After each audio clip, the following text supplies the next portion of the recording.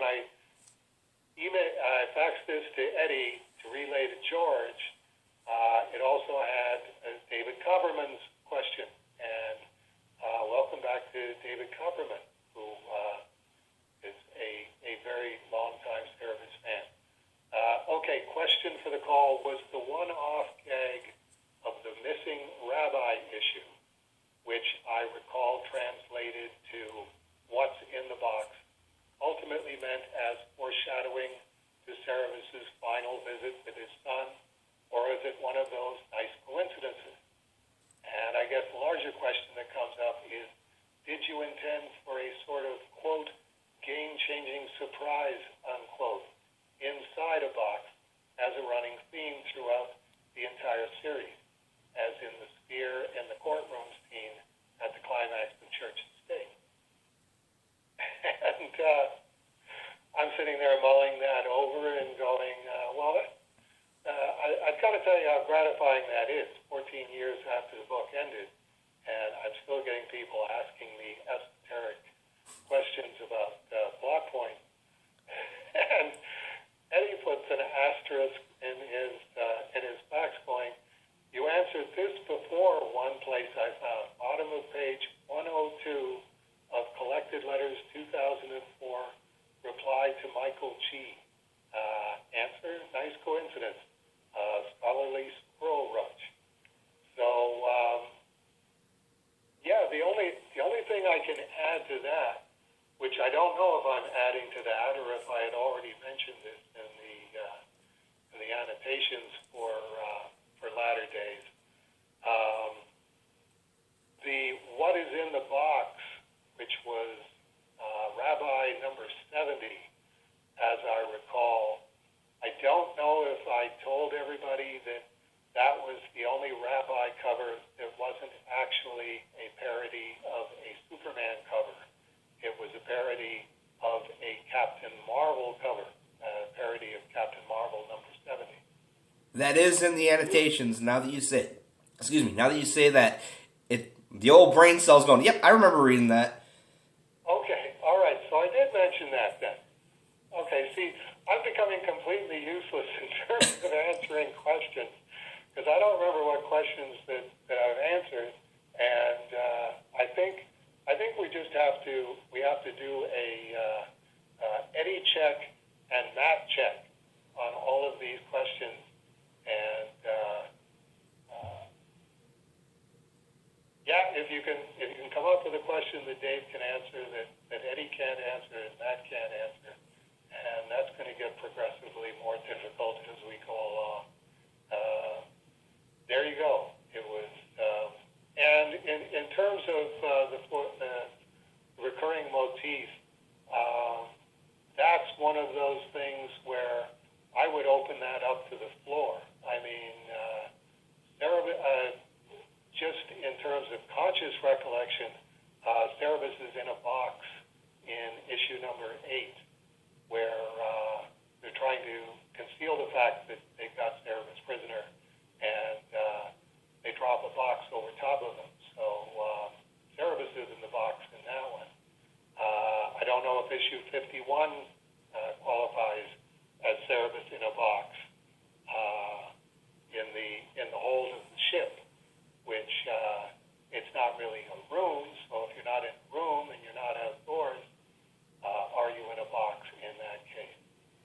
Well, then there's also issue 25 when he and Claremont are riding Woman Thing and they got a big box wrapped around her neck.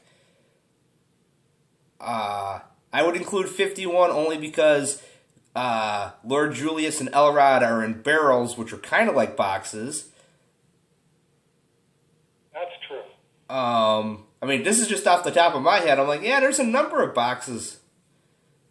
I want to say there was the envelopes in Jaka's story from the Ministry of whatever it was on the blue onion skin paper. Right. And then the dress was in a box. I mean, there are a number of boxes. Great, now I'm going to have to start going through all 6,000 pages looking for images of boxes, and it's going to be box week on Amok in February. Well, there you go.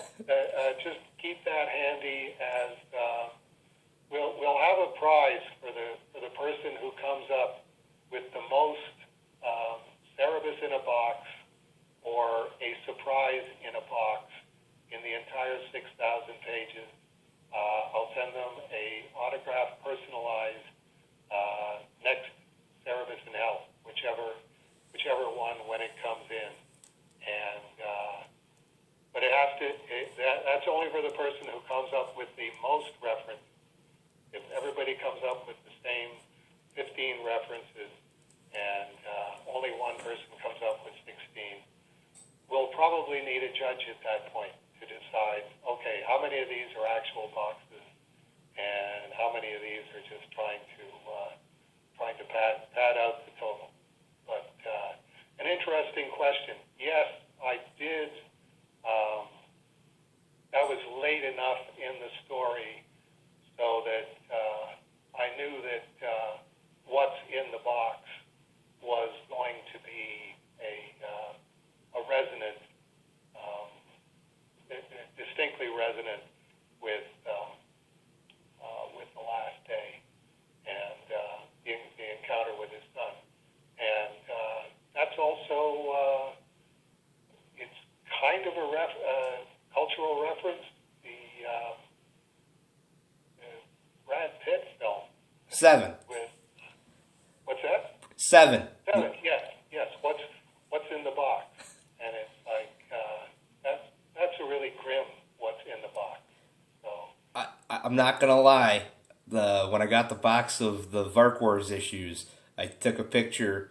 I took a bunch. I took a picture of the box. Took pictures of the stuff that was in the box. Like I took pictures of all the junk mail that Raleigh packed in there, and I posted them with, "I got a box from Dave," and open it up, and all the images are junk mail, junk mail, junk mail, and I'm describing what it is, and get to the end, I'm like, okay, that's the end of the post, and I put a little space, and I'm like, actually, it had the Varkwars issues, and when I got the box, at the end of the post, I always put next time, and then I put something funny, and the one before that was, next time, what's in the box, with a link to the YouTube video of Brad Pitt going, what's in the box?